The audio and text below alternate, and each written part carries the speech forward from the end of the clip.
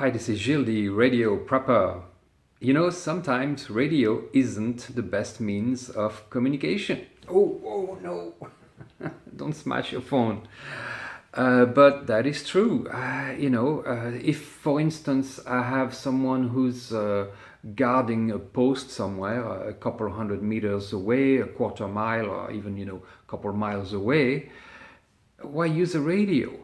It's not the most efficient. It uses more energy and it can be detected. Of course, it's very unlikely that we will encounter situations where we'll be hunted. Our signals will be hunted and geolocalized. But in World War II, it did happen. So there might be some times when you don't want to emit any signals. What are you going to use for that? And I'll tell you, field telephones. And this is a Russian TA-57.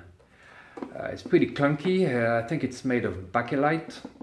And this is actually a great solution for, communicating without using a radio, using very little energy and having practically no chance of being detected, except if someone stumbles on your wire.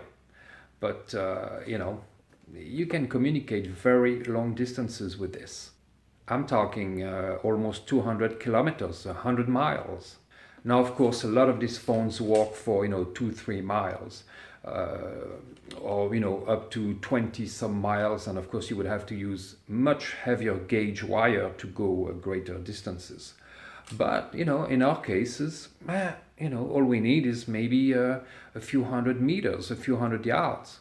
Now, this model uses a 10-volt battery, which doesn't really exist outside of Russia, I guess, but you can use a standard 9-volt battery.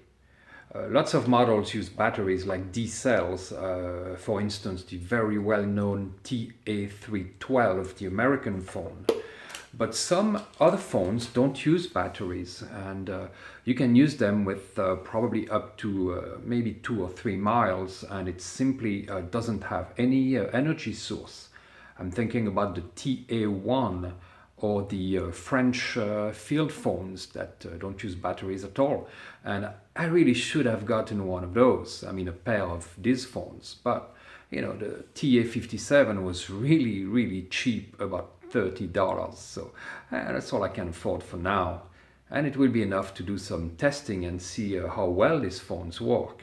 As you can see here, the TA-57 has a special battery compartment for 10-volt batteries. But I am sure a lot of other batteries could be used, and the 9-volt batteries fits just right here between the clip and the contacts. The phone has spring-loaded connectors here to connect the wires, and I think you connect your wires to those too. I'll have to check that out. It also has a handset, which is pretty cool, and this phone seems to be brand new actually, so I'm pretty happy about what I got here. To use the phone, you actually close the box and you place the handset on top of it. On the side here there is a hand crank connected to a high voltage generator, which generates actually 90 to maybe 100 volts. And it is used to ring the other phone. You use it like so. I believe that when you place the handset back on the phone, it cuts the supply of electricity to the phone. So basically, when you hang up the phone, there is no consumption of current. The ringer will still go off if someone cranks the handle on the other phone. Of course, I got a pair, otherwise I couldn't test them. Now, you can get a half-mile spool of wire for about $100.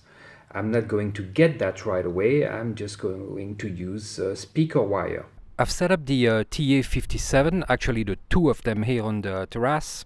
Sorry, no exotic location, but I don't think it's necessary for field phones here. The wires are connected to these connectors here, and it's those two. Now, I'm not sure if polarity matters, but I did respect it anyway. I don't have much wire, so we're not very far, but you know, that's all that's needed for a test. Now the battery is supposed to be a Russian 10-volt battery, which of course I don't have. So what I did is that I used a 9-volt battery here, and I soldered this adapter, well, the little clip, and it works really well.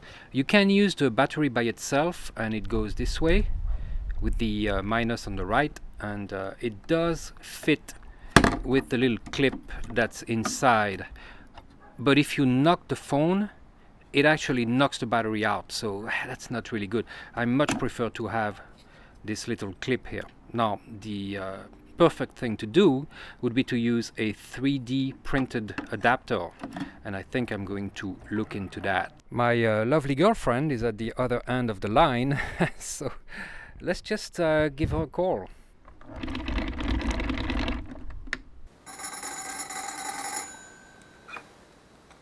Hey. Hello, can you hear me? Oh yes, very good. Very good.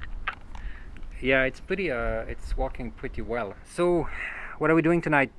You want to go get an ice cream? Oh yes, it's a good idea. Excellent. See you in a bit. See you later. So that's pretty much all there is to it, guys. And it's just that simple. Field telephones are very easy to use. They're pretty cheap. These ones I paid about $50 for the pair shipped. So I should have bought a pair that doesn't require the batteries at all, but it was a little bit more expensive, so I decided to get those TA57s. Now, I can see how those phones could be very useful in an SHTF situation for your bug out location, for instance. You could connect the house to your gate that's much further, some kind of post for keeping an eye on the road or something like that. You could wire a whole neighborhood, house to house. You can actually daisy chain them and put 3 or 4 on one wire. Of course, it wouldn't be private because someone can listen in a conversation, but you could have some kind of a neighborhood watch with field telephones when people can call each other. And of course they can do that with a radio, but that means more batteries to charge, and someone can listen in. With these phones it's not going to happen. So a good option for a bug out location, not for portable operations. Well, it's possible. I mean, you could take them camping, but tent to tent, if you're pretty far away, that could be cool, pretty useful too. But I would think that for that you'd probably use an HT, although again, there is the batteries problem, so field telephones have a lot of applications of that sort. Have a good one.